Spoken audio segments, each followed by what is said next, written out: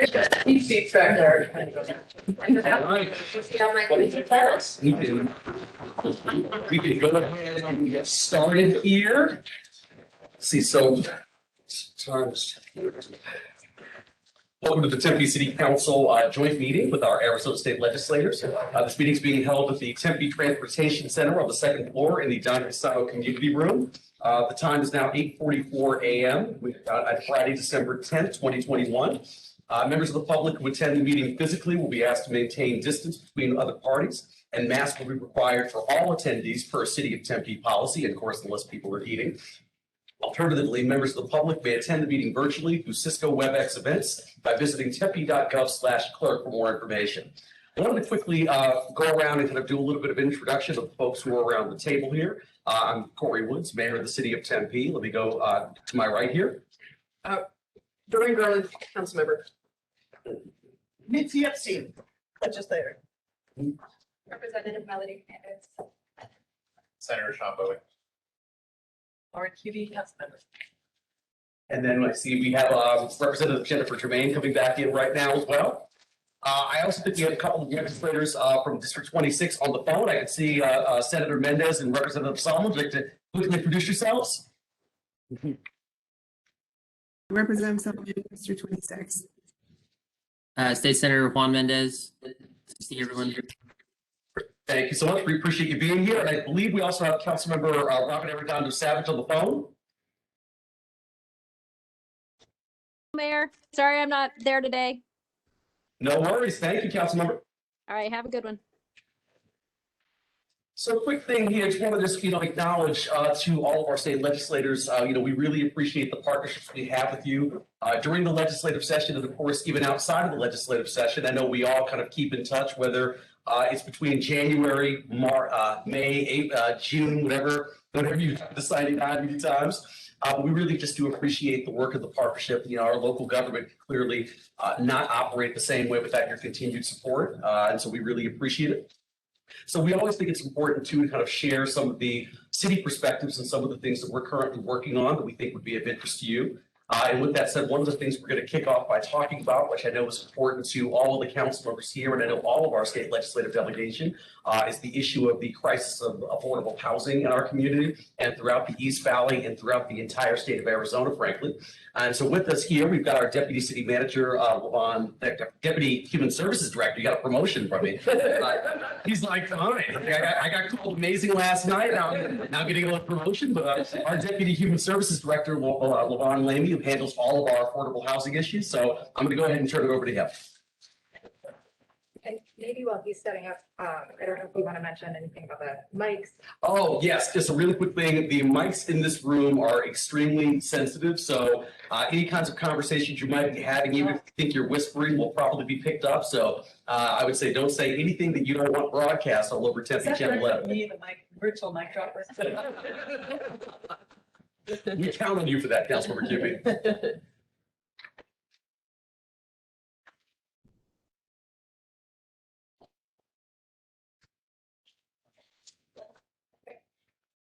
Good morning, everyone.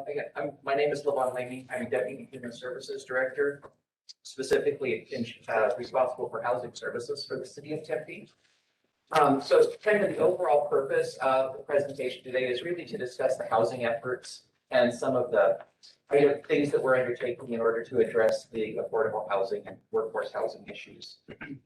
So we'll kind of cover a brief overview of Hometown for All initiative, which is a council-led initiative to provide a dedicated funding stream in order to fund workforce and affordable housing development, preservation, or creation, leveraging financial resources, especially when it comes to the federal funding that comes in, whether it's through the Public Housing Authority, CDBG, Community Development Block Grant, Home, ESG.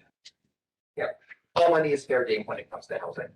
And then how we're taking that and using it to help address the issue with homelessness and making sure we're getting folks into decent, safe, and sanitary places.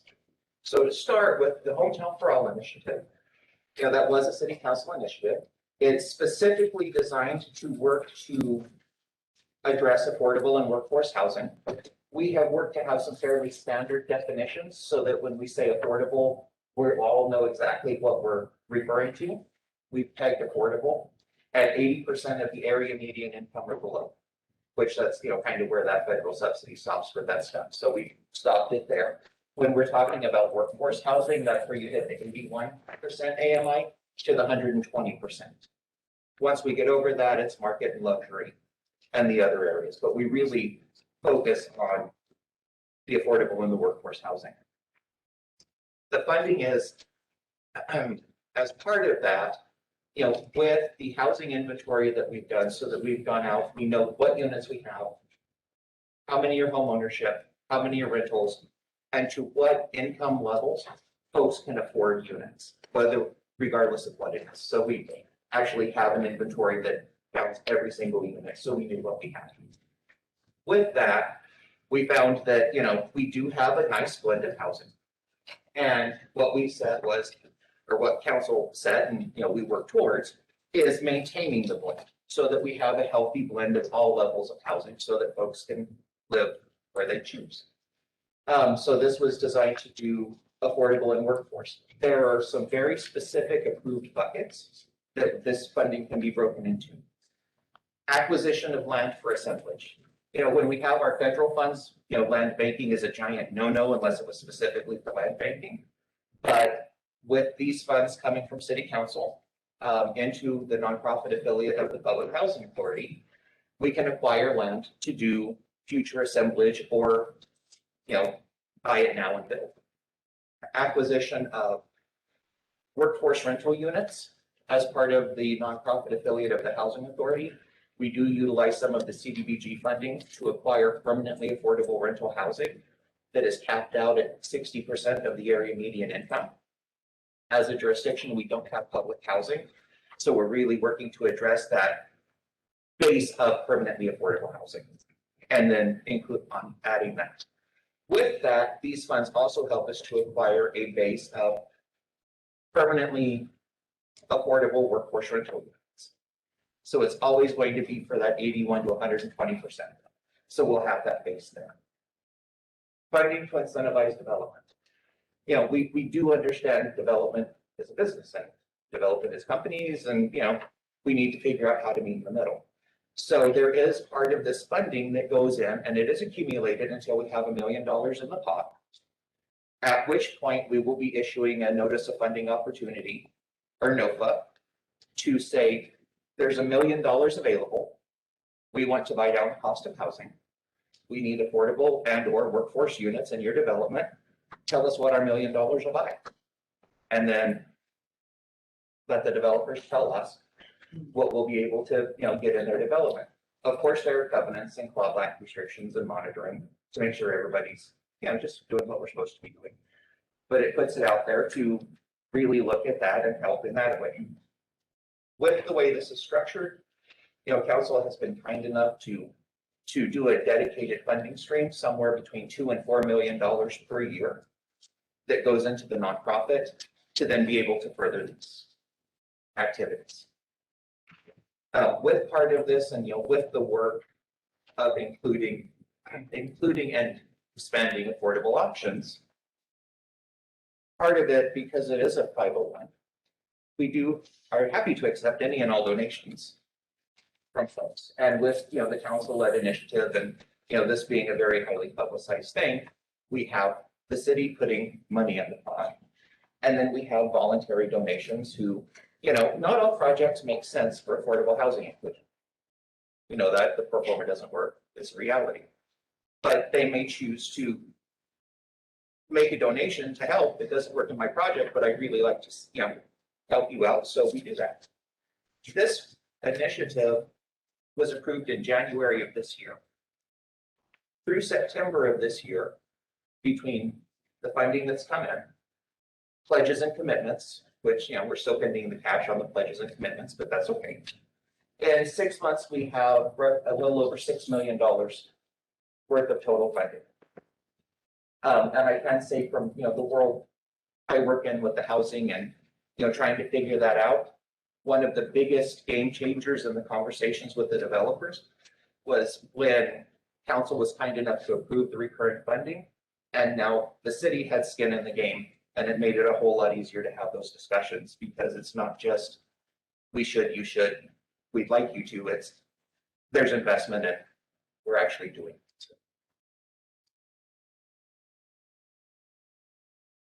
So with that, then it comes into our federal programs through the Housing Authority. So our staff has been fabulous and we have all been working very hard to expand all of our programs. So through the Housing Choice Voucher Section 8, the funding coming in through HUD, CDBG, Hometown for All Initiative, the operations of the nonprofit, because the units are required, they're deed restricted based on AMIs, and then they're rented at those rates. Not everybody who wants one of our affordable units has a voucher. HCV is a limited type, so you make 30% AMI, you need a 2-bedroom, we have one available, we will charge you a rent equal to 30% of your income, using the philosophy that housing should cost no more than 30% of your income.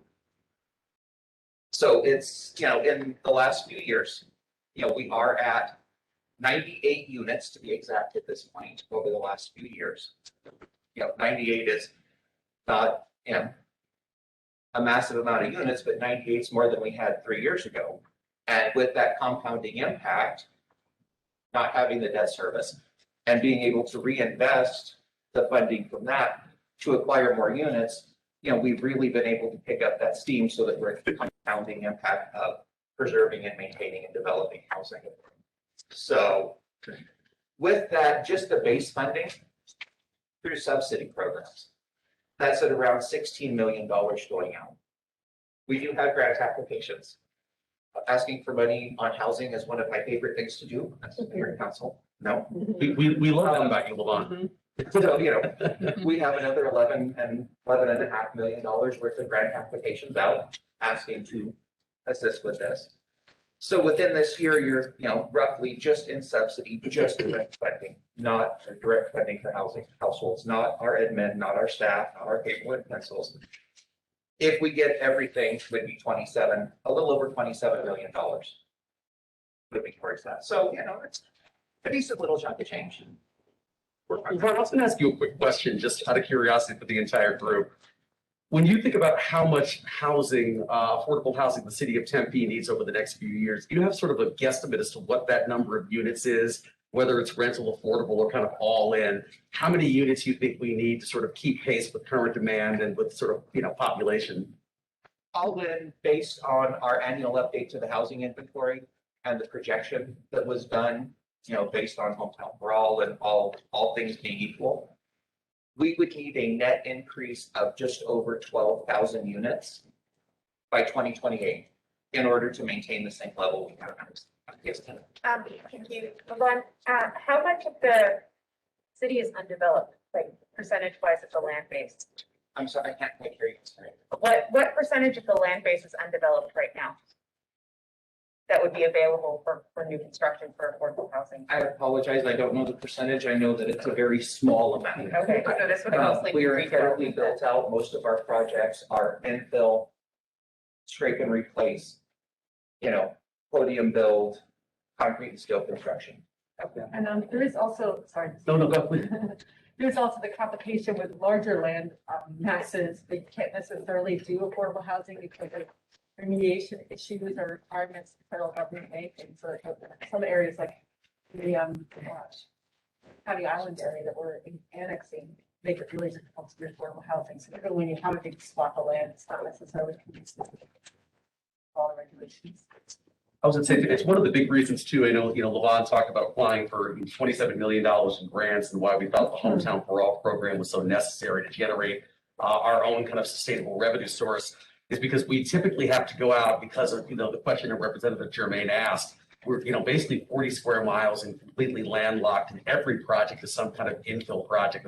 The only other land that we sort of have available anywhere near us is the 60 additional acres for the county island that we're currently looking at. We just, recently annexed 17 acres of that in for an apartment complex of 535 units of market rate housing.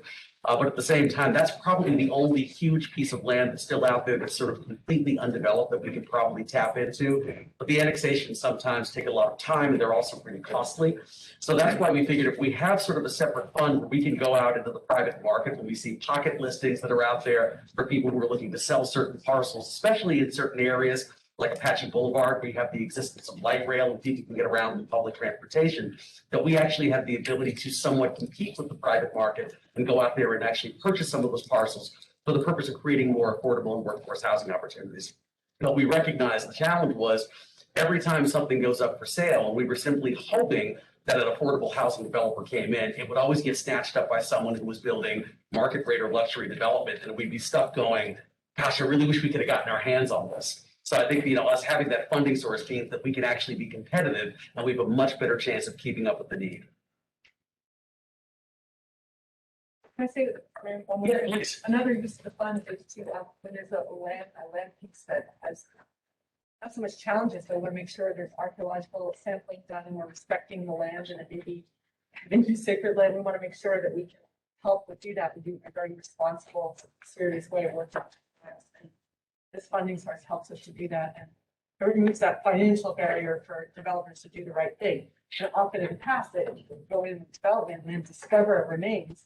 That's the worst way to backtrack and do the right thing. So this way we can help be proactive. Well, and if I may just backtrack a little bit, because we are putting such, full court press towards developing and preserving affordable and workforce housing, we've pretty much taken the approach that, no discussion is off the table. So we are experimenting with a lot of things. We all know what we can't do. We can't do rent control, we can't do TIF, we can't do inclusionary zoning.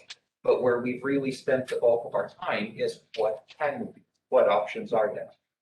So we've, worked on this very heavily and done this. The other thing is one of the parts, especially with us, but other communities in Arizona, is the archaeological tribal remains and the things that we need to do there. So council was kind enough to let us try an experiment. It's, an experiment. But we had some land that we wanted to put out for affordable and workforce housing.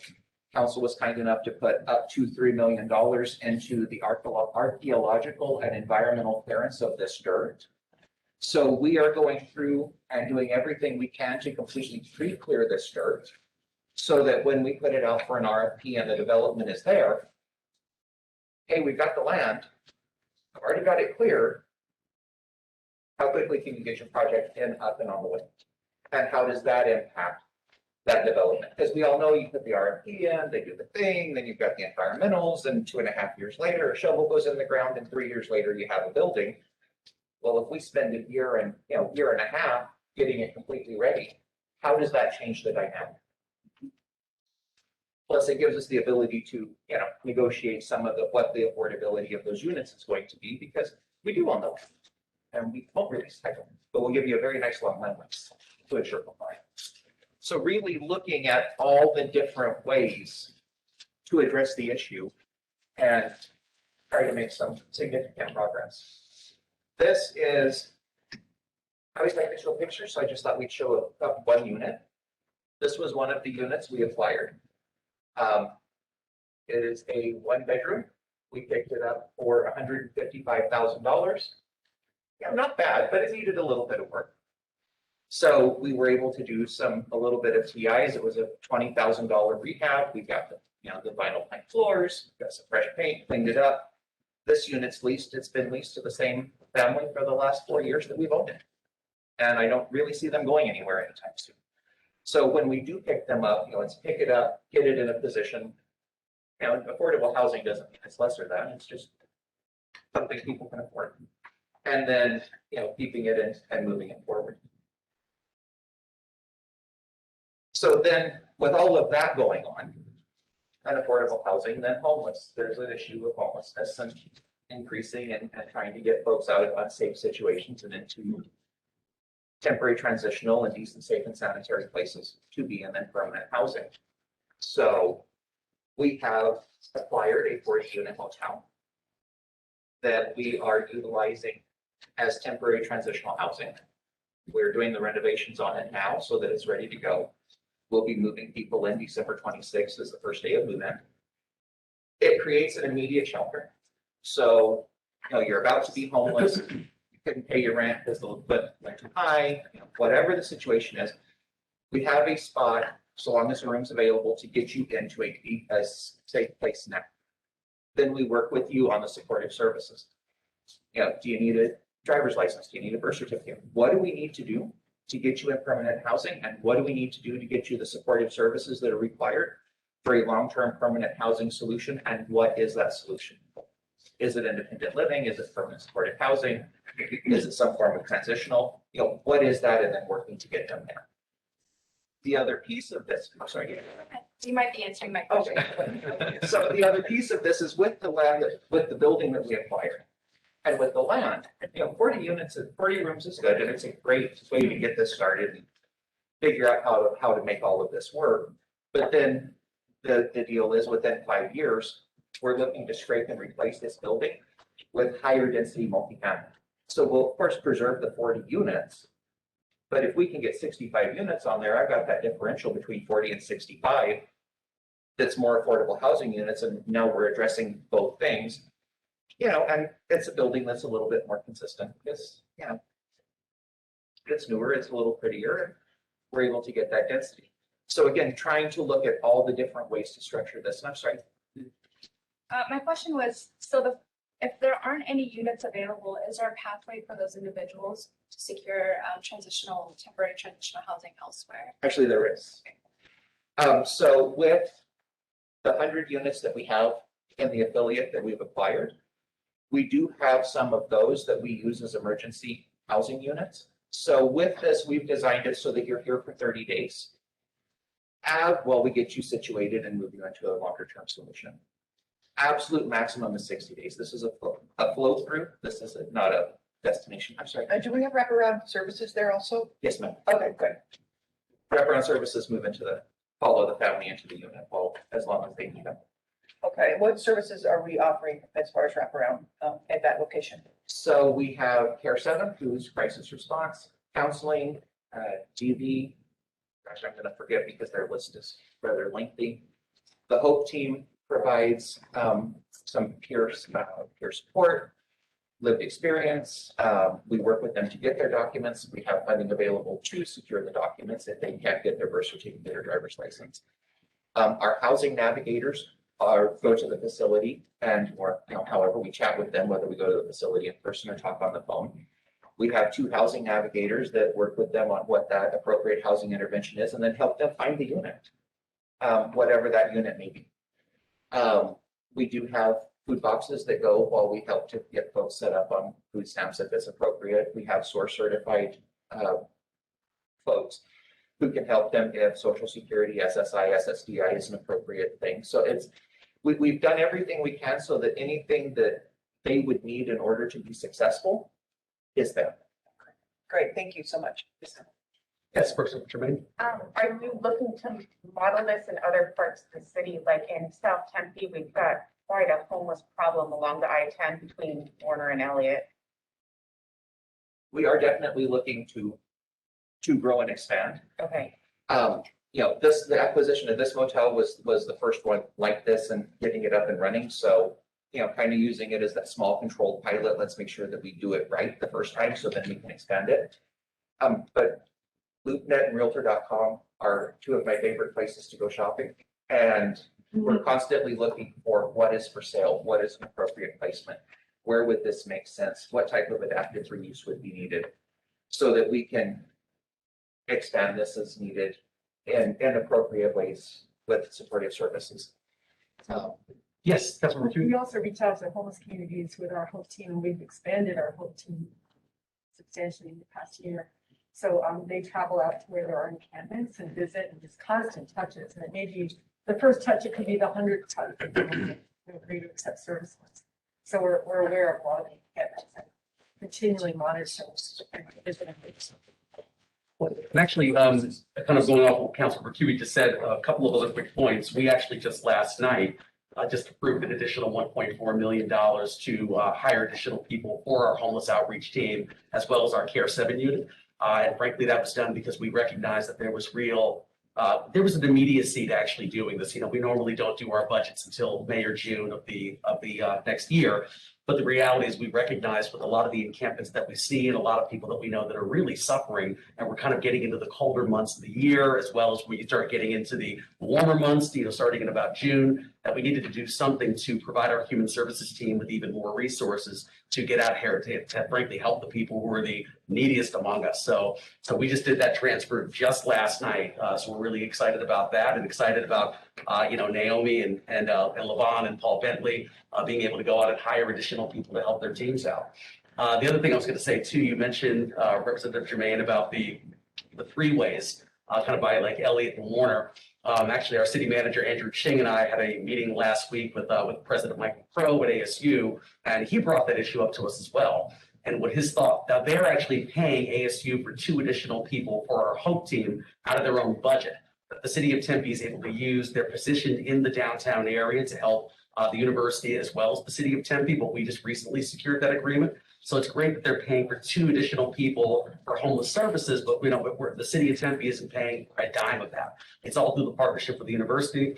But he even said to us, a week ago or so, if there's something additional we can do when it comes to some of those freeway intersections and off ramps, the university wants to step up and help you even more. So our city manager said he's going to be reaching out to ADOT to have some conversations with them about some of the cleanup issues when it comes to trash or things of that nature when people are kind of entering the city. But at the same time, between us and ASU, we want to help with the actual human issue that's out there and really make sure that we're helping people who are, really struggling right now. So on calling to do this, I had a constituent ask, he knew of a homeless person who has a special place they like to be, but he was worried about them and he wanted to, so he called the police. Of course, the police said we can't do anything about that.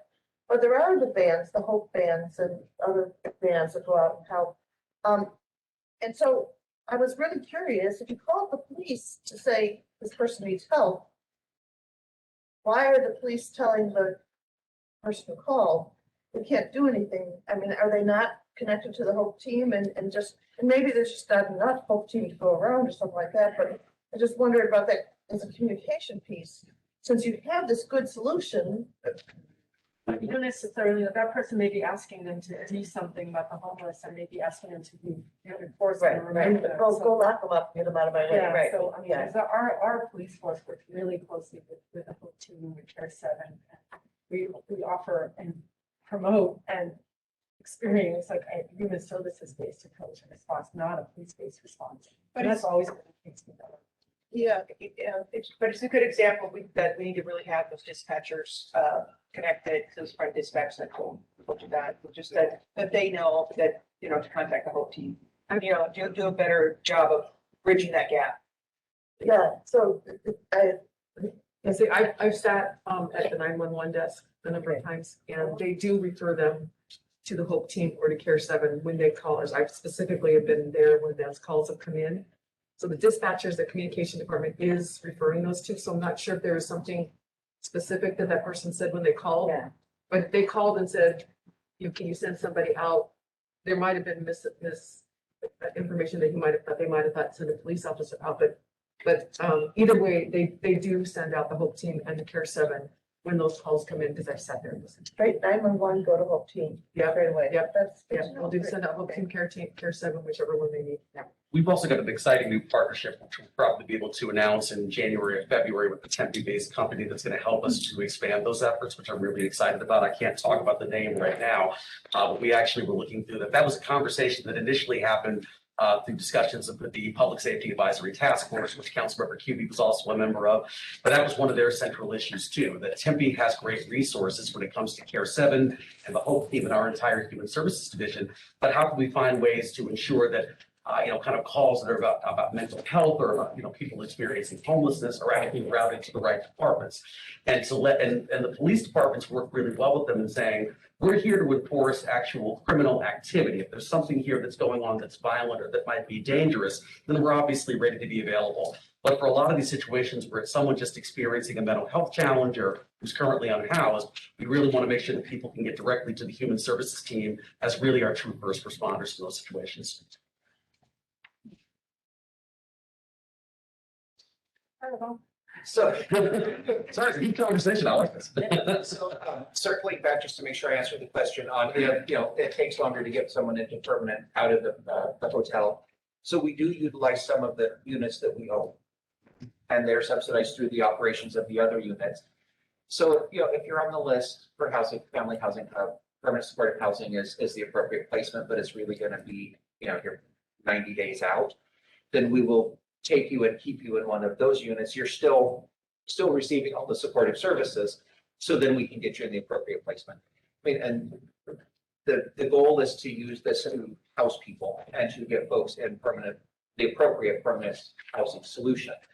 Not to, bring them in and then push them back out. Now, I mean, there are ways to be exited, but that's very few and far between. And one thing that I did want to, we should mention with this and with Care 7 and the units and with the households that they're the families that are here is the counseling services that Care 7 provides, because, there can be a lot of trauma, a lot of trauma with homelessness or, some of the other situations people may be coming from. So making sure that that counseling is there to work folks through that so that, again, we're all the services needed to be successful in permanent housing are available. So that's the motel. And then the last of the big nifty projects, one of the big nifties, is we are working on our own version of the Envision Center. It is very loosely following HUD's Envision Center demonstration program, which creates basically a one-stop shop for all qualified income eligible households in the municipality to receive the services they would need to achieve self-sufficiency or increase their incomes. So workforce development, GED, parenting classes, health and wellness, character and leadership, any and all of the above that would be needed. So we are working on that. We also have combined that with our resiliency and sustainability so that, we do have a place for programming to provide that self-sufficiency component, education, workforce development. But then the way the building is designed and structured is in the summer when we have the extreme heat events, we can open the building up so that it provides a hydration station and heat relief in the extreme heat events. In the event of some type of disaster, it's got the backup systems so that it could be used as some type of base of emergency operations. So really combining those concepts to provide the services holistically and then, continue moving that forward, which also, being able to have the documents you need to get the skills you need to be able to secure the job you need in order to secure your permanent housing, kind of all flows through that continuum to keep folks in. Mr. Mayor, this is- Yes, Councilmember Cubie. This is an issue that could concern you, but when you're talking to the utilities, you might request a significant improvement. When we build this resilience hub, we can only build up to these 75% power covered by solar. So we can only put enough solar to cover 75% of the need in the winter time, which translates into 30% in the summertime. So what we'd love to see is 100%, 100% plus, a solar backup with the batteries, with battery storage. So these units can be these resilience hubs. We're hoping this is just the first of many, and then we'll have them in community centers and churches and other government buildings with times of extreme heat, especially, we need to have backup. And so it's really important for utilities to allow us to have that policy so we can actually build solar and battery storage facilities that can withstand the heat. So They that would allow that. begs the question, who's stopping the solar? They have a policy, so you can only put enough solar in a building to cover 75% of the building's energy needs in the winter, and it has to 33% in the summer. So it's a real stumbling block in establishing a standalone. Wait a minute, so the law requires you to hook solar up to the grid, and then the people who own the grid then get to dictate what you can do. Yeah, well, I mean, we don't want to get to the depths of all rooftop solaring and how that's been changed. Right. But basically they're, okay. I mean, this is something that they could do in a pilot program or, expand, but to allow, nonprofits, community centers, government entities to build out more solar, especially when we have some resilience hubs that really want to be able to have them self-sufficient and kind of extreme heat or possible blackout. So would that be a change at the legislative level or at the protocol level? It would be Corcom or utilities themselves. They don't actually mandate to do this. But yes, it could be a change to the Corcom. Sounds good. Yeah. Anything else for Levon? I mean, as you can tell, Levon has has an extraordinary body of work that he's currently engaged in, whatever, but hey, obviously does a great job. And from everything he sort of outlined right now, I wanted to see if anyone else from our legislators have any other questions for him or council members. Well, Levon, thank you again for everything you do. Seriously appreciate it. Such a critical issue. I just have a little bit. Oh, yeah, Is it, so I keep having these sort of partial time conversations, but the big question is, it sounds like in January was when the change happened, where the Tempe City Council voted to create this special fund that where money is now, new money is going into it that's allowing so much of this to happen. Is that the basic idea? And can you describe that? What was that? So the crucial point was in January when the decision was made for that dedicated funding stream. I mean, we've been working on projects that led up to that moment since 2017, 2018. You know, the housing inventory, then defining a council approved affordable housing strategy to help guide, what we were doing, to then implementing that, to figuring out what that blend was. And so kind of all those key pieces as we went led up to, okay, now we know exactly what we have. We know exactly, exactly is a relative term, but exactly how many units we're going to need based on a projection, and projections change.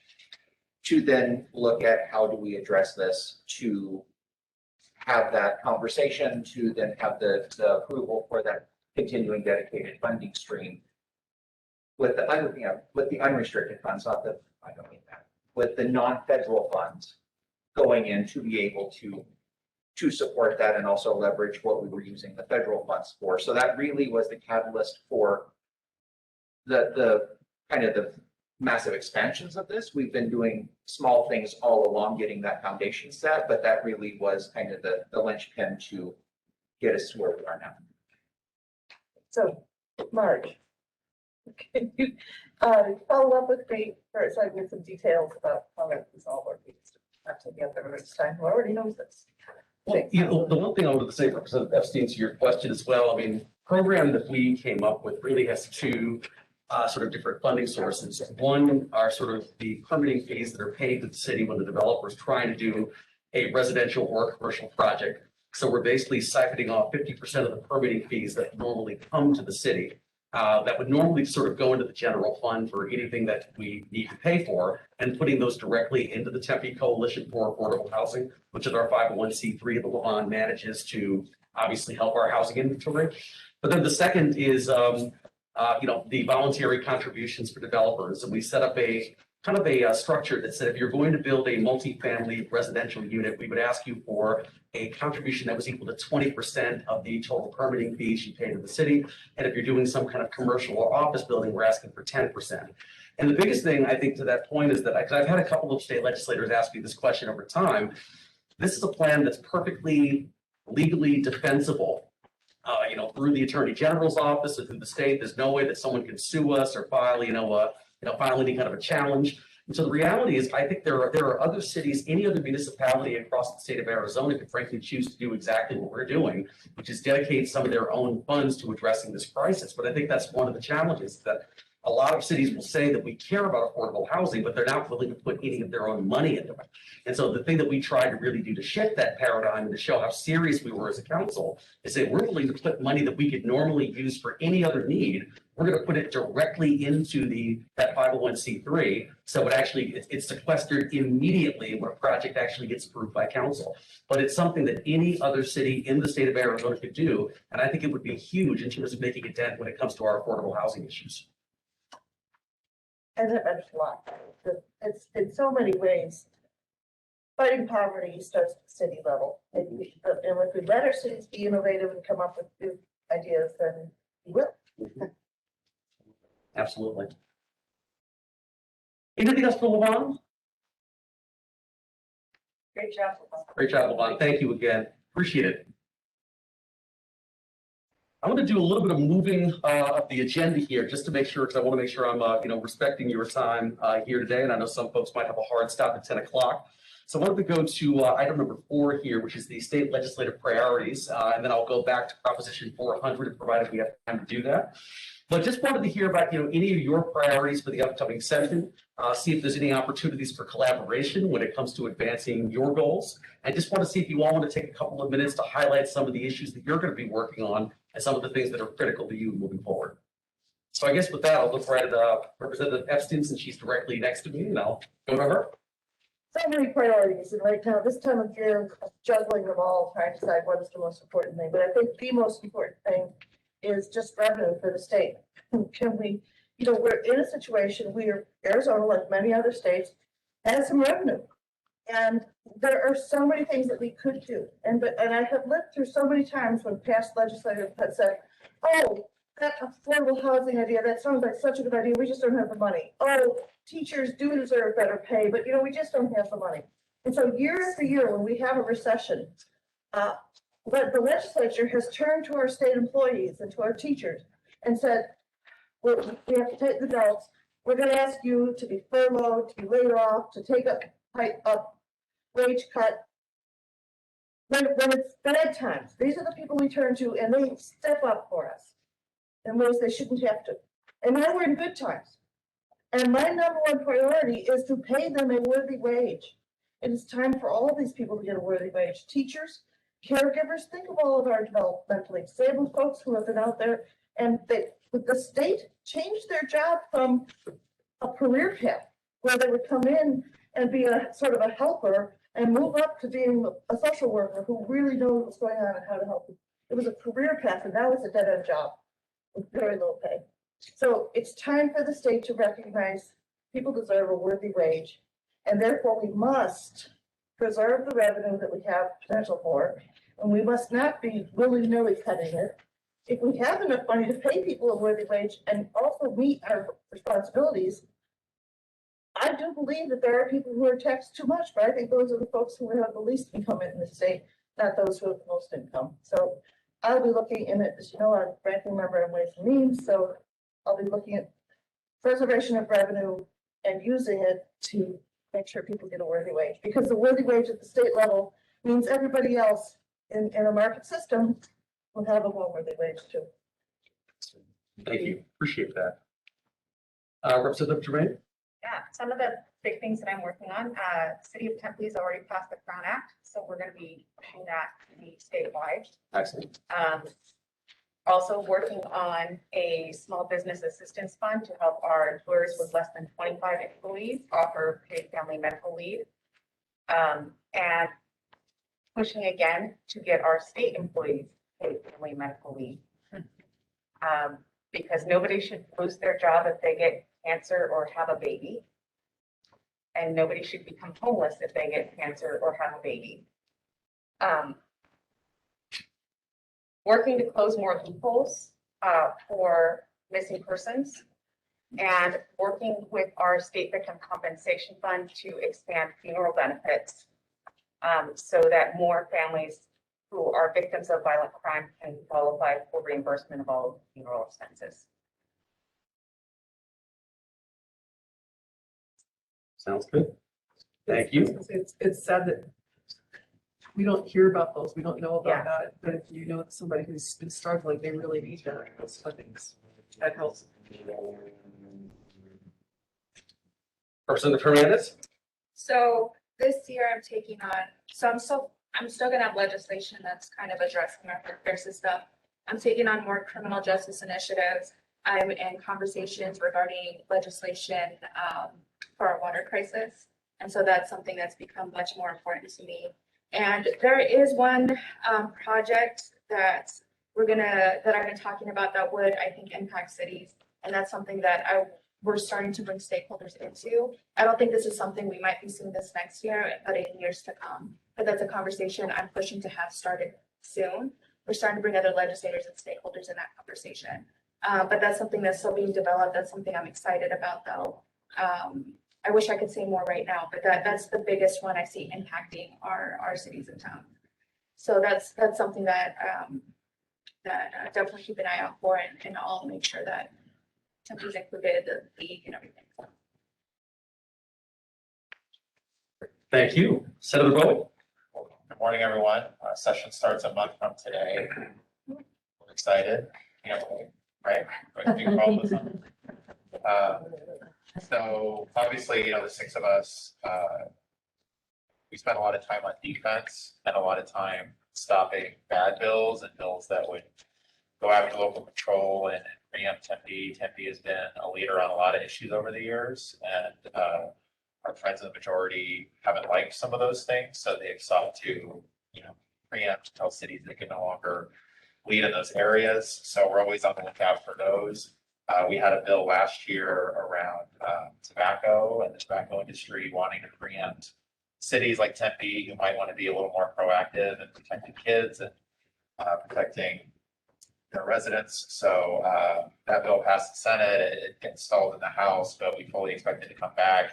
So I think I speak for all of us when we support cities leading on these issues, and if cities want to be more proactive, we support their ability to do that. So we fully expect that issue to come back, and we'll obviously be working with you on that. Affordable energy, we had a bill this past session seeking to take away control from the Corporation Commission and leave it to just the legislature to lead on renewable energy. So we fully expect that bill to come back as well. Short-term rentals haven't come up yet. If we have time, I'd love to talk about that. That's something where we would like the cities to be able to have more control, because every city is different, and it's obviously more of an issue in Tempe than it is in others. So we are supportive of efforts to restore local control around that, so cities have more autonomy. We fully expect voting rights to be a very big issue this session as well. There's going to be attempts to go after vote by mail, to further go after I guess it's called the active early voting list now. So that's something that we're very concerned about. We don't support efforts that would make it harder for citizens to vote. So we expect to spend a lot of time on that issue. And as far as the budget, in addition to what Representative Epstein said, for me, higher education funding, continuing to fund the New Economy Initiative, which ASU has done a great job with, and supporting more investment in higher education, things like the Housing Trust Fund. I think housing is one of those rare issues where there's kind of bipartisan consensus that yes, we should be doing something about this. And then we always, debate between should it be tax credit, should it be investments in the Housing Trust Fund. I've always supported more investments in the Housing Trust Funds. My hope is with all this money that we do have, that instead of just putting into tax cuts, that we're actually making some of these investments in things like the Housing Trust Fund, so we can fund some of these projects throughout the state. Sounds good. Thank you. Let me go to Senator Mendez and Representative Solomon on the phone. Yeah, thanks everybody. I really enjoyed the presentation on the housing. I look forward to being like an ambassador or advocate for that, for you guys' efforts, and try to get other cities to follow your lead. But my priorities really haven't changed the last 9 years that I've been doing this. I'm going to continue advocating for more housing solutions. I want to fortify more the community land trust program so that we can start guaranteeing permanent affordable housing for people. Like this market's out of hand. I feel like we're running out of houses in Tempe that are under $500,000 for sale. I'm also going to be advocating to fix the single family housing zoning problem that we have that's creating all the lack of housing.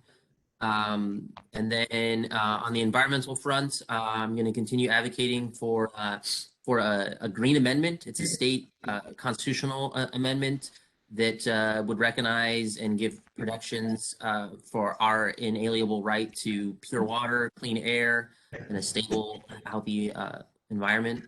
I'm also working with a group called Open Air Direct, which is we're going to be working together on a direct air carbon capture program in Arizona.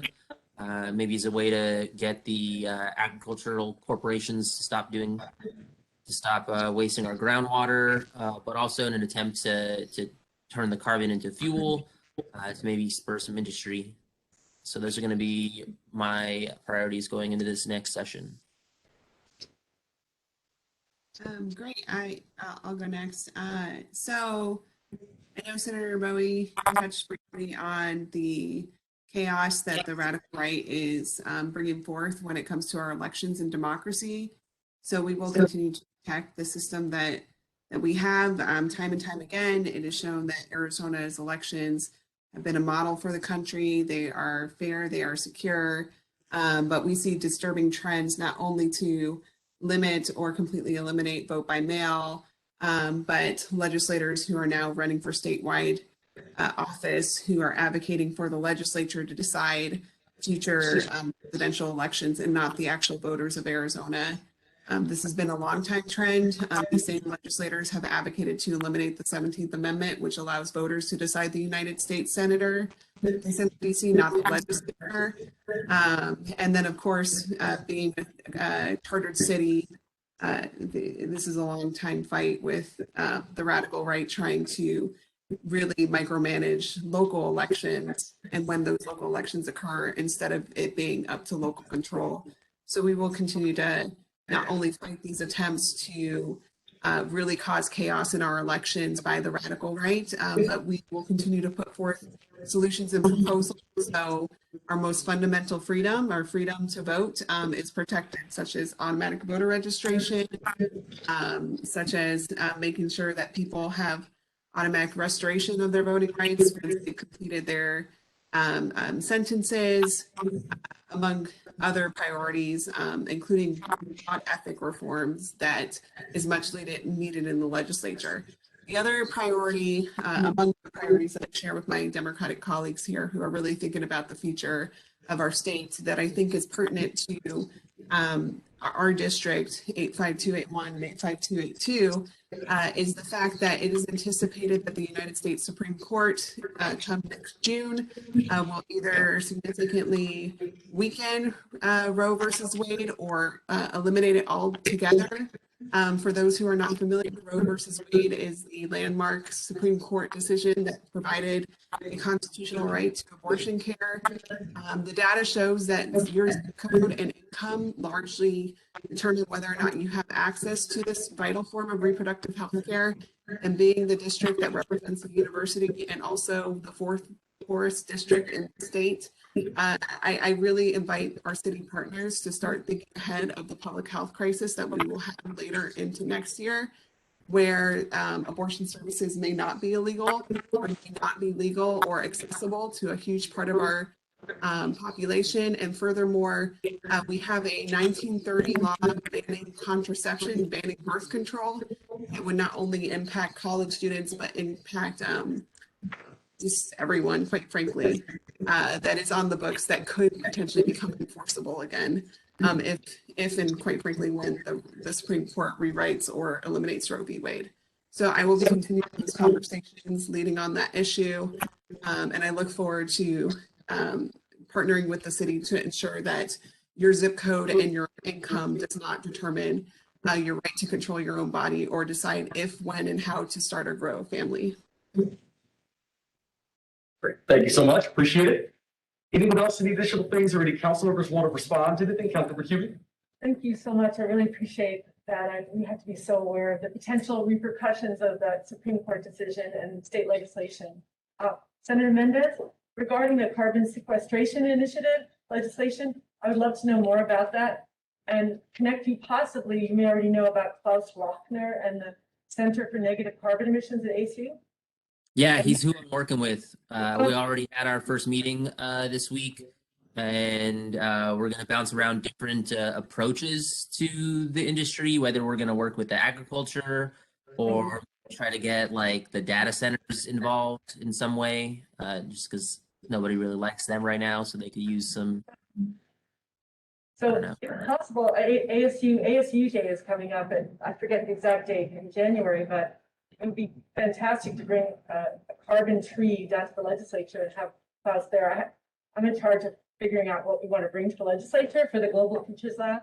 And we actually included a leaf of the carbon tree, which sequesters carbon and produces energy. It's an amazing technology. We included that in our time capsule at our sesquicentennial. event a couple weeks ago. But I would love to talk to Klaus about that, about whether he would come at ASU Day. And I'll talk to Yeah, him. that'd be nice to get him involved more. Thanks. Yes, thank you. Yeah, and I'll share whatever legislation I get with you as soon as it's putting into bill form. Thank you for all your advocacy and work. Sounds good. Thank you, Councilmember Cuban, Senator Mendez, Councilmember Adams. Yes, that's what I wanted to say too. I really appreciate this meeting and hearing everything that you're doing. You're doing such a great job and it's so difficult. I know you're always so upstream because of the radical right wing.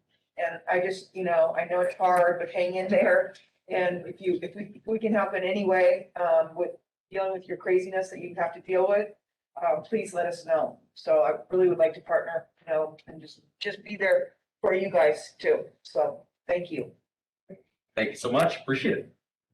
Senator Bowie, the Just a quick question, Marge. Have we picked a date for the day at the Capitol for Tempe yet? Yes, so it'll be on your calendars as February 3rd, and it'll be in the Senate Talks Room 1. And, the format of that, you're able to stop in and kind of connect with residents and share your priorities and share how you'd like them to communicate with you on their interest. Well, and I know all of us are working on this, and I think we all kind of just forgot to mention it because it's something that's ever present, but housing and public accommodation, non-discrimination. Right. So we're gonna be making a big push for that again. Thank you for being a leader on that. We're working with our city of Chandler, which we represent, try to get them to follow your lead as well. And obviously we run legislation every year at the state level to have those protections in place. So thank you for all the work that you do. Absolutely. What I want to say too, I really appreciate all the legislators here too taking a stand. I know in the situation when Chandler was considering theirs, I remember all of you were very vocal about that, even along with the Chandler Chamber of Commerce, and talking about how this is the right policy for Chandler, but also for the entire state. So I just appreciate your continued advocacy.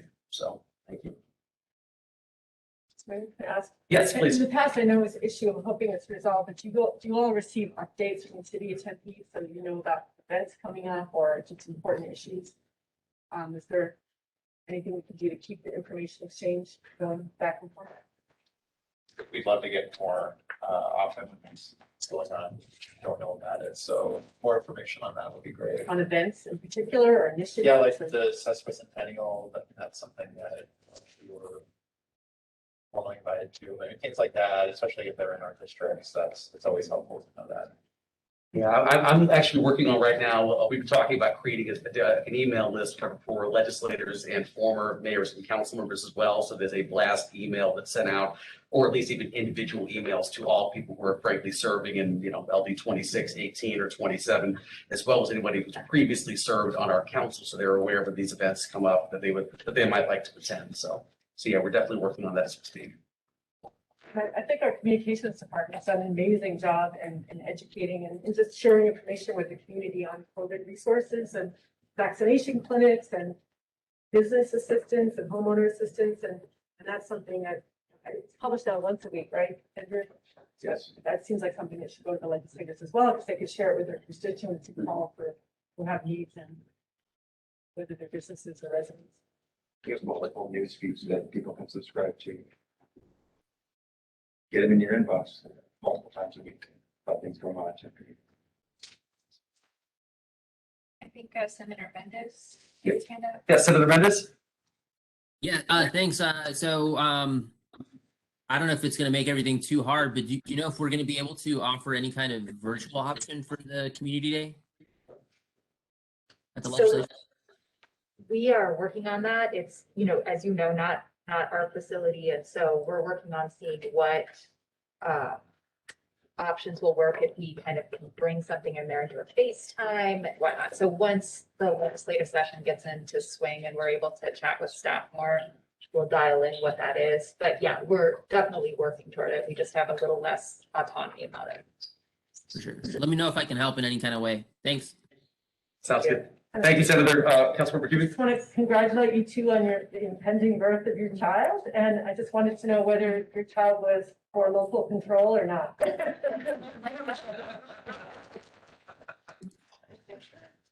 Oh, man. Ask when it's born. We'll let you know when we find out. Great. Anything else, anyone? Let's see, let me just really quickly then, Marge, we've got about 15 minutes left. Do you want to try to see if we can cover Prop 400? Absolutely. I'll do a very brief overview of it. Yeah, circling back to item 3 there on the agenda. So just an overview about that Proposition 400 extension or Prop 400E. You'll hear that said quite a bit about this legislation that'll be coming before you this session. So by way of background, we're currently in Proposition 400. That's the half-cent sales tax that was approved by the Maricopa County voters in 2004, and it supports transportation and transit projects and operations throughout the region.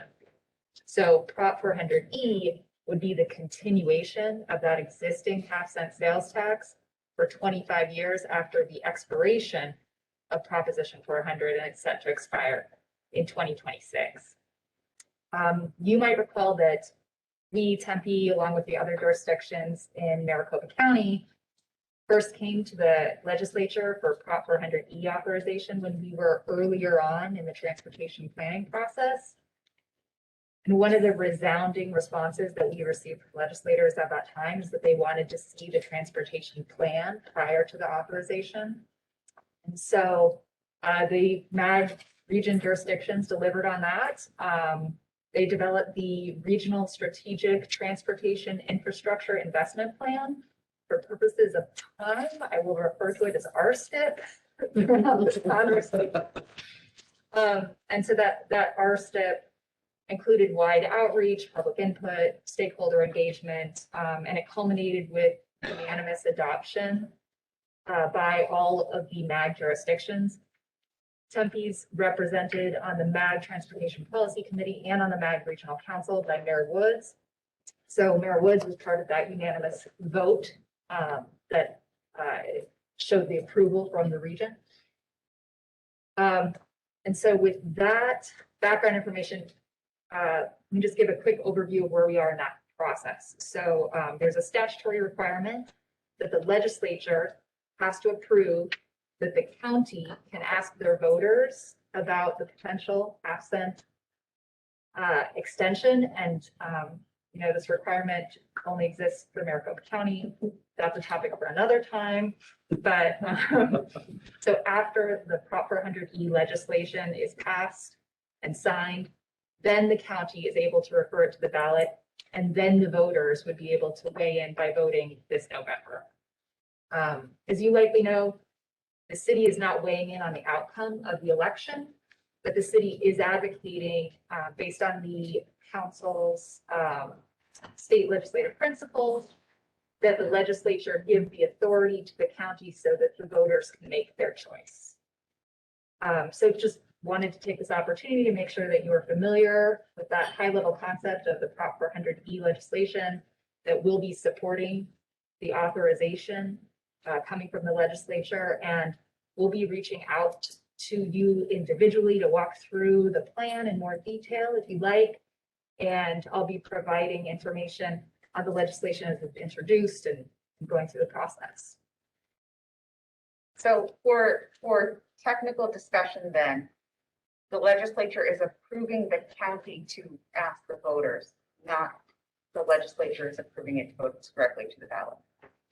Right, so my understanding is that it will say the county shall. So it's kind of saying, yes, the county will be putting this on the ballot. So it's an interesting distinction in that the legislature is not putting it on the ballot directly, but they are saying, hey, the county should do this. Yeah, I'm just thinking about our colleagues across the aisle who have signed the No New Taxes pledge and how we present this to them and saying, but you're not raising taxes, you're allowing the county to ask the voters to do it.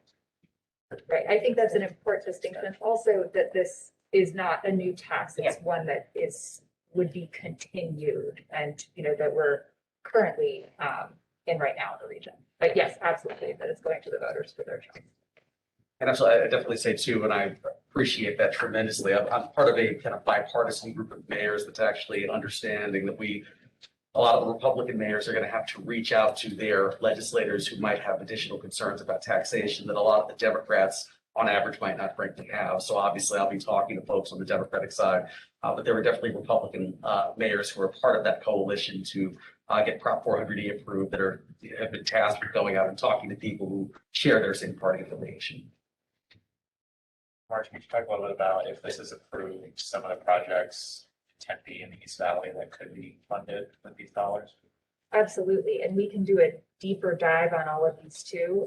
Some of the things that are in the RTP, right in this area right here, are the extension of the streetcar. So this would extend the streetcar over to Mesa and link in their Fiesta District, their stadium, Tempe Marketplace, lots of different hubs where folks would need to be moving around and taking them out of cars and putting them on something else that gets them to where they need to go. It's great for moving people more effectively. Another thing that would affect both ASU and Tempe and the region is the grade separation at university. If you're familiar with rural and university, you know that you have, it's a transportation corridor that has a number of vehicles. You have the light rail there, you have. It's a traffic mess. They are. There's probably a technical term like that. So by putting the light rail on a different grade, then you're able to separate, pedestrians, bicyclists, the vehicular traffic, and the light rail. And it also, since that is the number one delay point for the regional light rail, you're being able to dial in the consistency of the light rail traffic. So a couple there, lots of other things relating to arterials. There are specific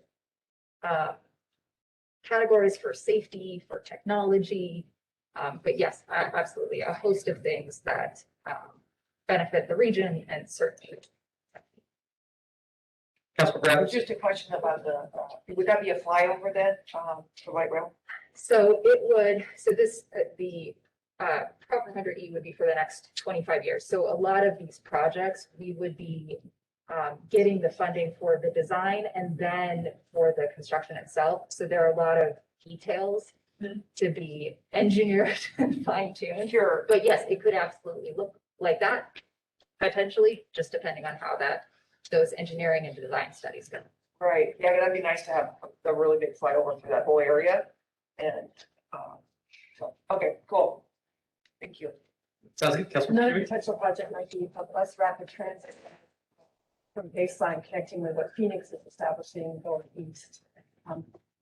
Had the ERT and possibly Scottsdale Road, but I'm not sure if that's been strictly formulated. There's a lot of need for ERT.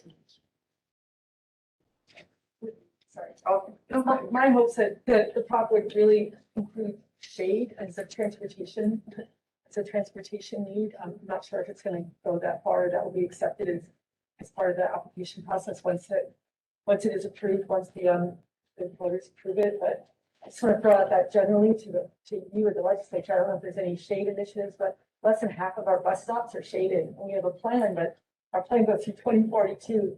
I know many of us in the council maybe want to advance that plan, but there's real need to increase our shade canopy. I know Phoenix is so intent on this. They have an office in the Department of Heat now, heat mitigation, and we're very focused on extreme heat as part of our climate action plan.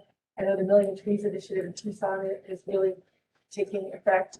Is there any help that the legislature can do to help cities to increase their shade canopy and reduce extreme heat dangers to our populations, especially populations who are poor and in environmental areas that have encountered environmental racism? Would be greatly appreciated. also, I'd like to see Orbit go farther south. We have a lot of people that don't have cars, and they got a lot of feedback that they would like to have Orbit. So I think that'd be really cool. That way people wouldn't have to drive up again very much. So that's something I'd like to see. And I'm glad you brought that up just to highlight. So in that regional transportation plan that's, been voted on and is, solidified, the funding for bus transit operations is in there too. And it's structured based on data. And so those areas with high ridership that have high usability, they're bringing in things through an equity lens would get funded for those transit operations. Would that also include things like protected bike lanes and other ways to go around? So there is a safety implementation category. And so, again, a lot of this is very much based on data and what people are seeing. So I wouldn't say unequivocally, everywhere, but absolutely that's part of the calculus that goes into it. Sounds good.